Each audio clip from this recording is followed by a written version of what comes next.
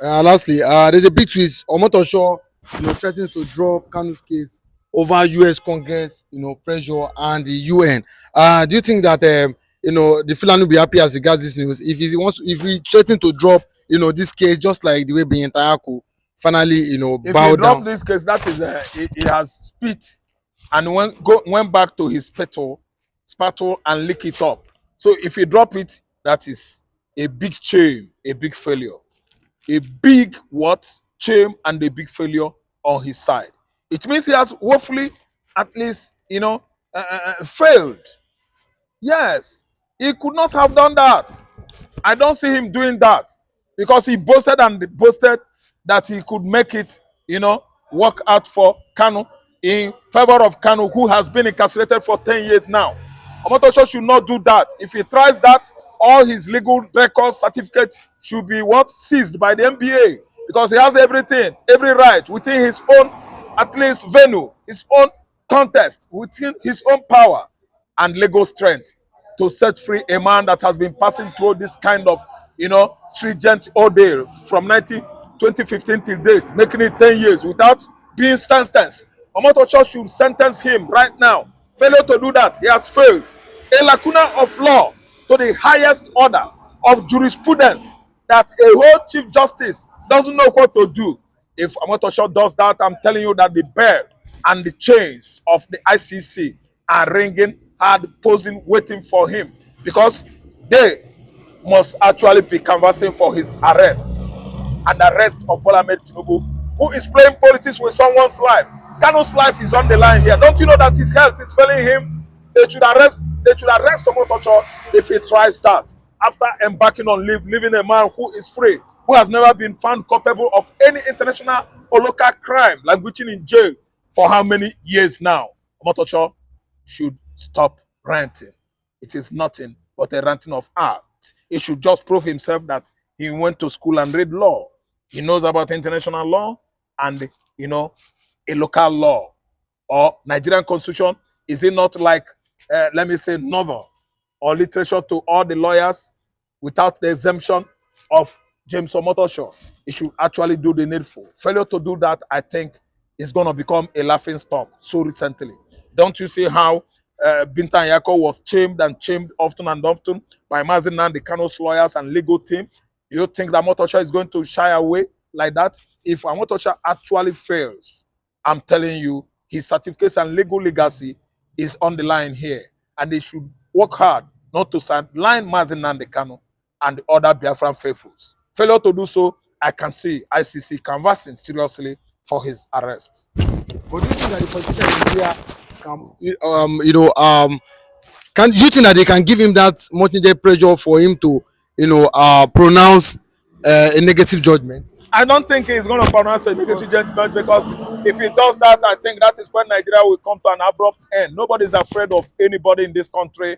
Igbo man is not afraid of anybody. At least we did it once. It is our own fundamental right, international right, both within and without Nigeria, to agitate for what is us. We are the Biafrans and we've been over-marginalized since after Nigerian Biafran Civil War in 1970. No reintegration, as Gowon pronounced it, and there's no compensation, no reconstruction. So what I'm trying to say is that if they do that, we are going to actually showcase ourselves, the stuff we are made of. We are not afraid of anybody.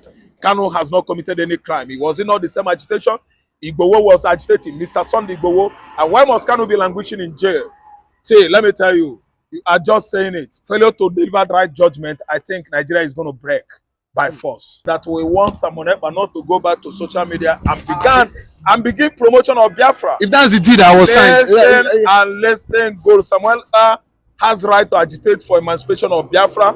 Nnamdi Kanu has global rights as the most peaceful agitator in the world to begin promoting United States of Biafra as usual. Nobody in Finland, in Scandinavia, Asia has the guts, has the prerogative or impetus to stop Epa from what he is doing on social media to at least make sure that sovereign state of Biafra emancipates. They don't born the Finland president, Alex Todd, well, to stop Epa from moving forward, to agitate for Is that not what they are doing now? It is his own fundamental right to do so. and he is going to sign the movement actualization of Biafra emancipation. I saw it on social media. Simon Ekpa has won in toto in the court. He has won in Finland. Simon Ekpa has not committed any crime. Listen and listen good. If Finland is dreaming in conjunction with Nigeria to stop Ekpa from doing what he's doing, I'm telling you that it is nothing but malaria. They are suffering from malaria. They are suffering from typhoid. That's why they are dreaming it. That Simon Ekpa is not going to continue his own, promotional agitation of emancipation of the sovereign state of the first prince of Africa, United States of Biafra. See, what happened is that globally, it should be known or made known to everybody that doesn't have information that it is the right of every citizen of every nation to agitate for self-determination, realization, in that country. It is the fundamental right of any citizen to do that. Let me just shock you. When it mattered most in Nigeria, there's a man, he did not even get formal education from southwestern Nigeria. He took it upon himself, risking it by himself alone, agitating for eruption, explosion of a nationality called Oduduwa Republic from southwestern Nigeria. And it happened that this man is in the person of Sunday Igboho. Igboho tried his best and actually made it known to the Fulani Janjaweeds that Nigeria is not going to last. He led his group of agitators. They were maimed and killed by Nigerian military. Still, he insisted. As I'm talking to you now, Igboho has not backed down or backed out. Igboho is still on the business and transaction of emancipation of Federal Republic of Oduduwa. So what am I trying to say? Igbo man could not be the last person to have done that in the history of the earth. There was a time Texas in the United States of America are still with Mexico. Texas was with Mexico at a stage. Texas had to at least leave Mexico and join United States of America. And Texas happened to be one of the states that is componented or at least consisted of United States of America today. There are many other countries like the same Finland that is talking bra bra bra bra bra. Finland was with the former USSR, Socialist of Soviet Republic. They were there as part of their federatives until in 1956. Finland worked hard and fought the Russians. And today, they become a sovereign state of, that Scandinavian country. And today, Biafra is working hard. Biafrans are striving hard, internationally to promote emancipation of sovereign state of Biafra. So Finland doesn't have the willpower. Yeah, it's a lacuna of international law for Finland to have, segregated, ceded away from USSR to join forces with Nigeria to stop Biafra. I think it is an international abomination and shame. Kadaisco attitude towards emancipation of Biafra by this cold region, Europe, Scandinavian Finland. They don't have what it takes to stop Biafra. Okay. On I tell them, since now Igbo people be the problem of Nigeria, no problem. We go wash all our dirty linen in the public. If other nations won't laugh at us, at least let them laugh and mock us using the right information. Look at your screen. Oh God, look at your screen now. The United States government had actually released 6 names of Nigerians sponsoring terrorism in Nigeria. Oh God, I beg, check on whether you go see any Igbo man name.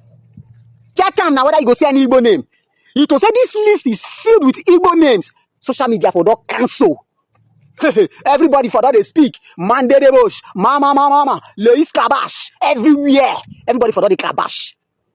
Not forgetting that last year, the Nigerian government also released 15 names of Nigerians sponsoring terrorism in Nigeria. In any case, it will surprise me because other governments of the world, they release people where they sponsor terrorism. Nigerian government, as complicit as they are, they also release names. Copy, no go buy them. Make it no be saying that they carry last, you understand now? But they release names. Check the names.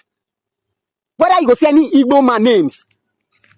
Hey, Igbo is this. Hey, Igbo. We want to try to frame up the Igbo man to be the problem. Let's stop being hypocrites. Yesterday, I released names of people caught pushing powder in Saudi Arabia. No Igbo man named inside as well. We accuse them of every evil that is happening in Nigeria. They are human skull miners. They are so you are trying to tell me that the ritual buying, ritual kidnapping, and everything that is happening in Nigeria is only in the east. Abi? Na for only Anambra, na for only Abia, na for only Enugu, na for only Ebonyi. Now it happen. Let's stop being hypocrites and face the problem. Stop this unnecessary dragging. If you are being paid, God will judge you. Until you read this one, they tell you about life, you know, to make I bend. You know, they pray no fit for you.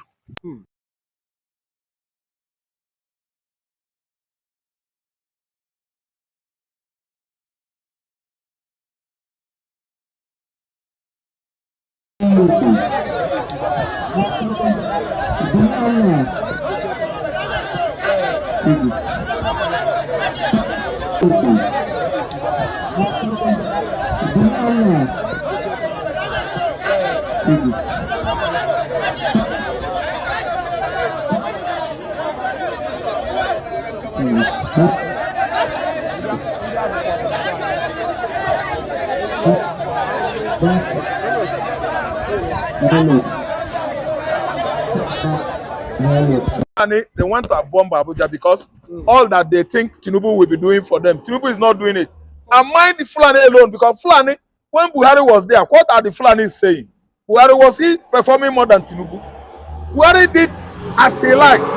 Abuja, that Tinubu, is not taking the insecurity of the country seriously, and he must rise up and take the security of Nigeria seriously, because these guys are ready to strike any moment from now. He said, Nigerians should, be vigilant and as regards and report suspicious activities in their communities. They should identify, surveillance in every region. What do you think? Should Tinubu adhere to what, and the DSS must take this serious? Should they? Thank you so much.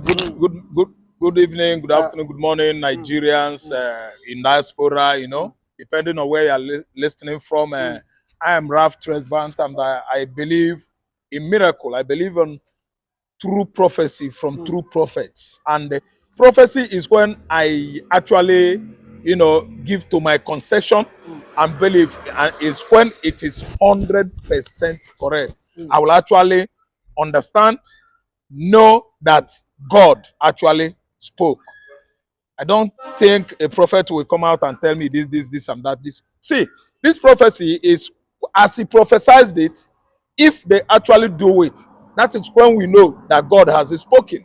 So all I know is that Prophet Ayodele is giving out advice, proffering solution to President Ahmed Tinubu to beef off security around Presidential Villa, Aso Rock. So that's it. Because when there are many prophecies, in 2023 in regard of Nnamdi Kanu issue, many prophecies in 2023 in regard of an election that illegally brought about this administration. We've seen many failed, and we've seen many actually very closer to reality or manifestation of whatever prophecy that came out from their mouth or the word of their mouth. So what I'm saying is that when it comes to pass, as Prophet Elijah prophesied in the past, everything about the drought, long time or term drought that actually befell Israel, how many years? He prophesied that God is coming to do what? Give rain to his people. And actually, before you know it, he looked at the eastern and the western sky or horizon. He saw a tick of, a speck of black cloud. As a man of God, he said it's gonna expand into real what? Announcements. That is thickness of maximum massive cloud as a result of herald coming of rainfall. And he went to the mountain and looked at it. He cited it. Before you know it, the land of Israel, they enjoy heavy, very extraordinary, heavy downpour. And that was how famine, long drought ended in Israel. So Ayodele prophesied that Fulani is going to attack Aso Rock, bomb Aso Rock. Anyway, let us wait and see. I'm aware of last year when he actually prophesied about Trump presidential ambition. He said, look, Trump is going to lose election. That's what I saw on social media. And oftentimes, we read from him on social media. At the end of the day, we know the result of American presidential election today. So as a Nigerian, a Christian who I am, I'm from Anglican family, and by the grace of God and our Lord Jesus Christ, I'm now a born-again Christian. I do believe in miracle. I believe in the true prophecy from true prophets of God. God can do all things. So what I mean is that when what primate prophet Ayodele at least prophesied come to pass, that is when we know actually that God has spoken. But a situation whereby he is proffering solution. Now, he is telling Tinubu, this is what you will do. Do this and do that, so that the Janjaweeds, could not or may not succeed, on bombardment of Asurok. So this is just, I don't know how to say it, because it's a true statement. It's a statement. True statement, I mean, is that it has not come into pass, but I mean, it's a straight talk. I don't understand. It's a straight advice. He is proffering solution. Because it could be that he didn't tell Tinubu to beef up security well, so that these people will not attack. I don't think you see it. That is when Tinubu beef the whole security well now, and nobody attack us up. Could that be a prophet again? No, because you prophesy, he advises, this is will happen, do this, so that the bomb will not, bomb attack may not occur. So now how do we see it? A prophet will just come and say, see, so thing is happening. Let me tell you, it is going to happen. I don't really understand. When Elijah said, rain is coming, we have been witnessing long-term drought in this land. Rain is coming. God has answered us. God has actually, bring manifestation all that he has shown me. God actually, made rain fall in Israel. So, my brother, prophecy nowadays, it is when God that speaks that I will believe. And I believe through prophets of God, because I am a Christian and I believe in what the Almighty, the Father of our Lord Jesus Christ, our help from ages past, and also our hope for years to come. He can do all things. So that's what I mean. But why do you think that the Fulanis will want to make attempts, bombing the Asorok and Abuja? Do you think that they just want to, with this not, if it eventually happen, do you not think this will not Fulanis be are going the to bomb destruction of Abuja. Nigeria? See, Fulani, they want to bomb Abuja because all that they think Tinubu will be doing for them, Tinubu is not doing it. And mind the Fulani alone, because Fulani, when Buhari was there, what are the Fulanis saying? Buhari, was he performing more than Tinubu? Buhari did as he likes. One Buhari, second Buhari, even the first Buhari, he did what he likes. There are many. 3 Buhari ruled us now. Jibril from Sudan died. Abubakar from Niger has absconded. And they brought the first Buhari that died. All these are drama.